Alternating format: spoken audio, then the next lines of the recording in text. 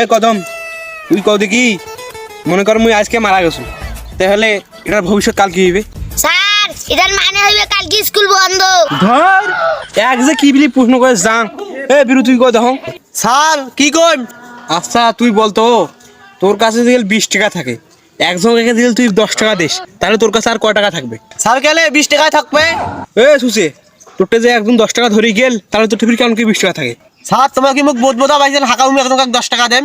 আরে বাবা মনে কর তোরটা 20 টাকা আসলো মুই 10 টাকা নিনু এখন তোরটা কয় টাকা থাকবে? স্যার 20 টাকা থাকবে তোমার লাস্ট থাকবে। বাবা থাক মোর টাকা লাগবে না। স্যার তোরা জানে ডিমেনের টাকা তুমি টয়লেট দেব। ও আচ্ছা তুই ডিমেন্ড টাকা দিয়ে টয়লেট দিব কেন রে? কেন টয়লেট দিব? স্যার মুই জানো মোর বউ খবর পাম যে তোর বাবার টাকা তুমি মতো। আগর তোর বিয়েটাই হোক তারপর তো ডিমেন্ড টাকা নেই। এ কদম তুই কয় দেখো 1852 সালে কি হয়েছিল? স্যার তোমার মাথার সমস্যা নাকি?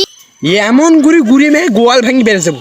মোর মাথার সমস্যা কেন হইবে রে? স্যার মোর জন্মে হল শুক্রবার 8 দিন আর মোক 200 বছর আগের পণ্য ধরান। ধর এক কেন প্রশ্ন করে গেছুন।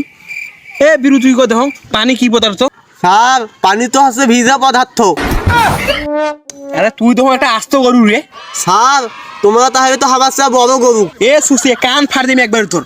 স্যার ছাত্রক তো সার পড়ায় তোমরা আমার গরু করছেন তাহলে দেখুছি তোমরাই আমার চেয়ে বড় গরু তোমরাই তো আমাকে পড়াওছেন। একটা প্রশ্ন করেও লাভ নেই।